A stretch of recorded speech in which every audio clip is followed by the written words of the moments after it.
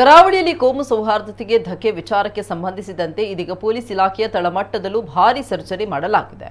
ದಕ್ಷಿಣ ಕನ್ನಡ ಜಿಲ್ಲಾ ವ್ಯಾಪ್ತಿಯಲ್ಲಿ ಕಾರ್ಯನಿರ್ವಹಿಸುವ ಸುಮಾರು 56 ಪೊಲೀಸ್ ಸಿಬ್ಬಂದಿಯ ವರ್ಗಾವಣೆ ಮಾಡಲಾಗಿದೆ. ಹಲವಾರು ವರ್ಷಗಳಿಂದ ಒಂದೇ ಕಡೆ ತಳಹೂರಿದ್ದ ಸಿಬ್ಬಂದಿಯ ಸ್ಥಳಾಂತರ ಮಾಡಲಾಗಿದೆ. ಮುಖ್ಯವಾಗಿ ರೌಡಿ ಶೀಟರ್ ಸುಹಾಸ್ ಶೆಟ್ಟಿ ಹತ್ಯೆ ಪ್ರಕರಣದಲ್ಲಿ ಹೆಸರು ತಳುಕು ಹಾಕಿಕೊಂಡಿದ್ದ ಬಜಪೆ ಪೊಲೀಸ್ ಠಾಣೆಯ ಹೆಡ್ ಕಾನ್ಸ್ಟೇಬಲ್ ರಶೀದ್ ಶೇಖ್ ಅವರನ್ನು ಕೂಡ ವರ್ಗಾವಣೆ ಮಾಡಲಾಗಿದೆ. ಕೊಲೆ ಕೃತ್ಯದಲ್ಲಿ ರಶೀದ್ ಶಾಮೀಲಾಗಿರುವುದಾಗಿ ಬಿಜೆಪಿ ನಾಯಕರು ಅಂದು ನೇರವಾಗಿ ಆರೋಪ ಮಾಡಿದ್ರು.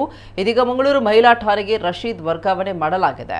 ಒಟ್ಟು ಮಂಗಳೂರು ಕಮಿಷನರೇಟ್ ವ್ಯಾಪ್ತಿಯ 56 ಸಿಬ್ಬಂದಿ ಹಾಗೂ ಹಲವು ಸಿಸಿಬಿ ಸಿಬ್ಬಂದಿಗೂ ವರ್ಗಾವಣೆ ಮಾಡಲಾಗಿದೆ.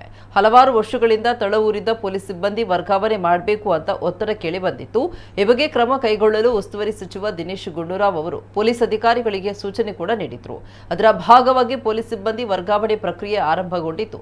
ನಗರ ಪೊಲೀಸ್ ಕಮಿಷನರ್ ಸುಧೀರ್ ಕುಮಾರ್ ರೆಡ್ಡಿ ವರ್ಗಾವಣೆ ಆದೇಶ ಹೊರಡಿಸಿದ್ದಾರೆ.